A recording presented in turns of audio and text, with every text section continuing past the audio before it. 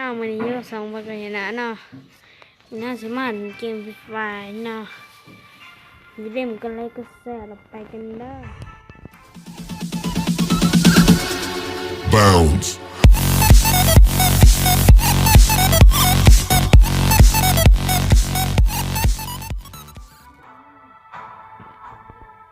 กันที่หน้าใหม่เนาะจะมาบ้านไว้อีก3 วันเสียสมาธิถ้ามันจะมาแล้วก็เป็นสกิปปืนมาใหม่เนาะดังกัน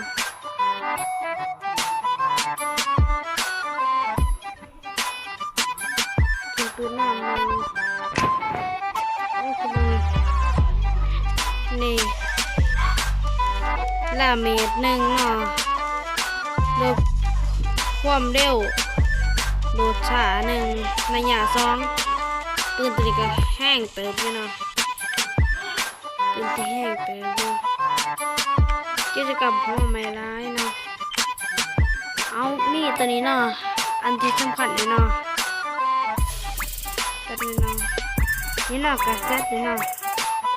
กระแสเลยเนาะเทปเลยเทปคือว่ากระแสเลยเนาะมันถึงหน้าใดยังที่1 5 ที่2เลยเนาะซึ่งก็จะต้องเนี่ยหน้าไปเลยเนาะเอาที่เท่าไหร่เดือนเนาะขั้นมานี่ช่องจะหาเก็บมันรับตามแผนที่โดยรอบหรอกรอบตามให้เอาไปเก็บเอาเนาะถ้าไม่นี่ก็มันอ่อนจำนวนยังใหม่อันนี้ก็ให้เตือนว่าเนาะ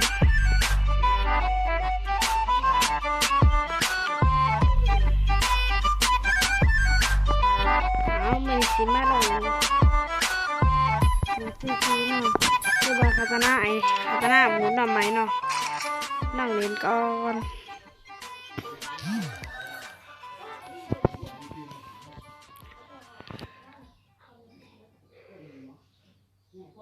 โคตรปูดกับเบิ่งเอาเลย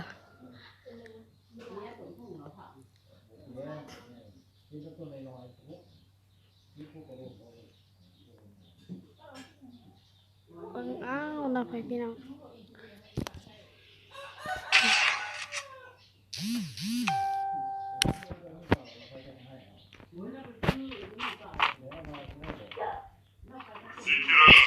นี่ก็มา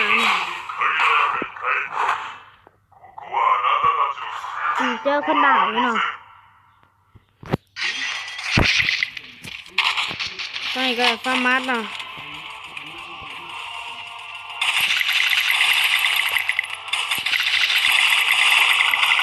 ยิงมันสแกกันบ่เอาก็มีแต่3อ่ะ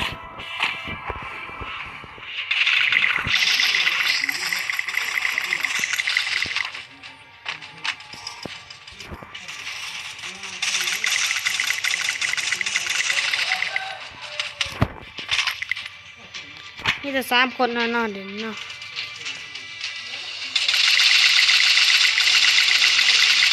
นี่เขามาแล้วคนหนึ่ง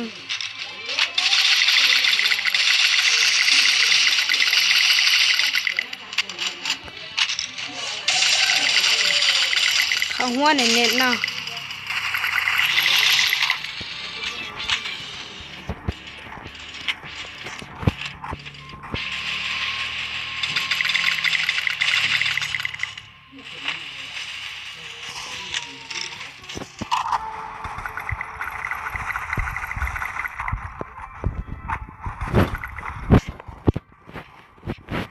ยิงมันหัวแตก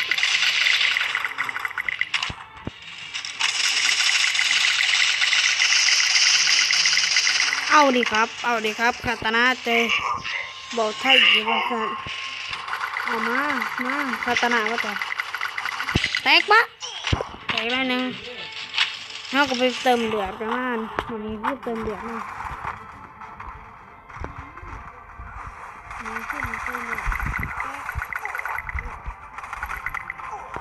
แตกก็แตกที่เรียบร้อยถึงฟันหัวว่าสันมันกระดาษฟ้ามันแล้วก็เนาะมันเปลี่ยนปืนให้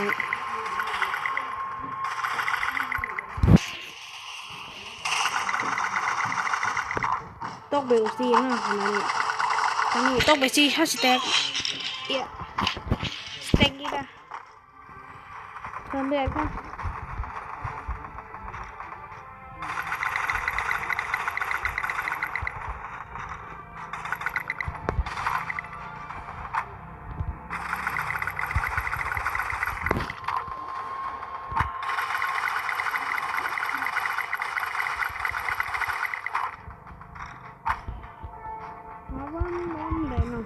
เอาเบิ่มเลยจังหวะนี้ให้เวลาประมาณ20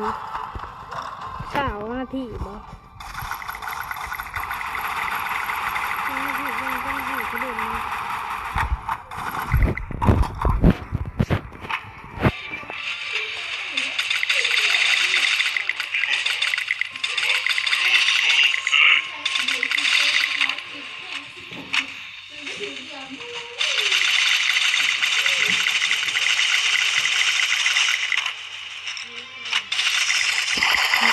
เดี๋ยวข้ามมัน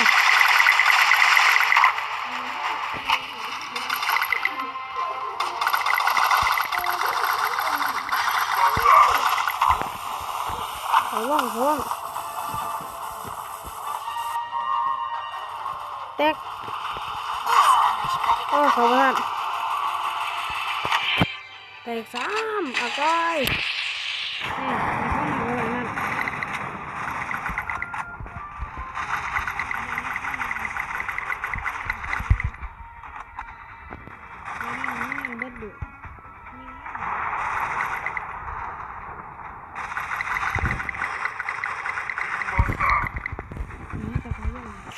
เขาบอกว่าจีตา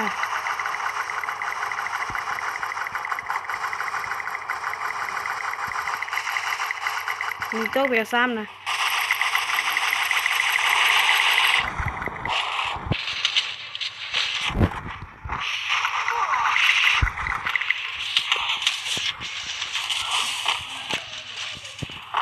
ตัวเปิดอันนี้ก็น่าจะต้องเสร็จนะน้ำมัน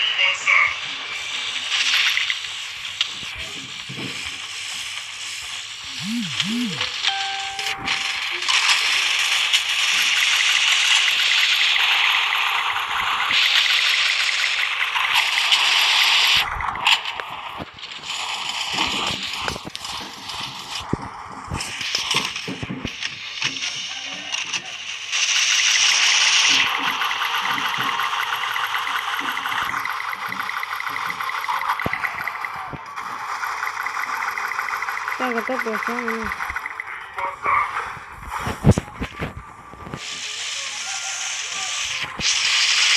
เขาบ้องทำประกาศสิแตกโต๊ะเบียร์ซ้ำถือว่าเน้น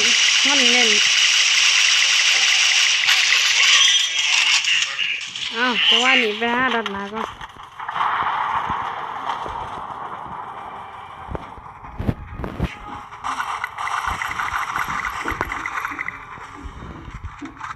เนี่ย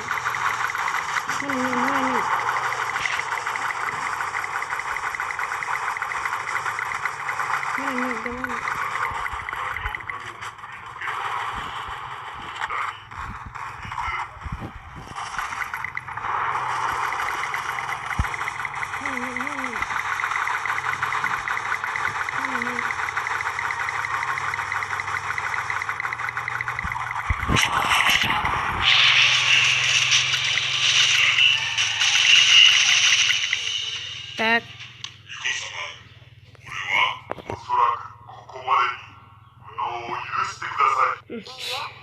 ย้ำนะครับขอบคุณที่สมาชิกมาเลยโอ้มาจังหรอ ลาก่อนแสงสว่าง ゆっくり休んでくだ ไม่ さい。 ต้องห่วง ずっと ท่าน あな จะ た อ の ยู่ そばにいま ใน す。 เธอ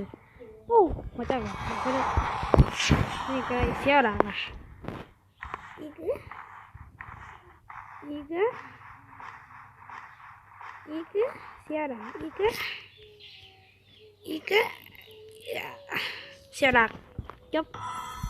เลยครับป้องไงน้ำป้องยังทันทีที่ท่าน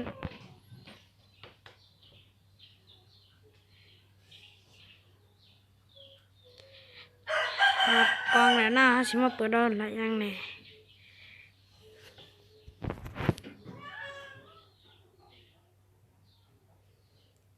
ไปเปิดกันแล้วสัญญาณก็ไม่มันสัญญาณโทรศัพท์บรรทุกเนาะโทรศัพท์มันโทรศัพท์สเปกตรัม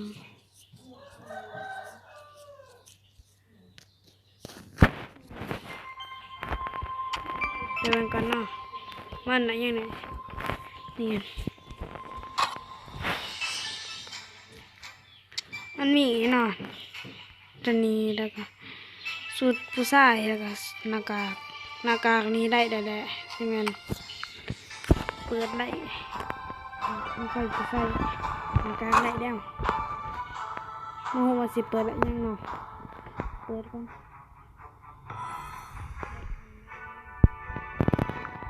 เช็คก่อนคันก็ได้เรียบร้อยแล้ว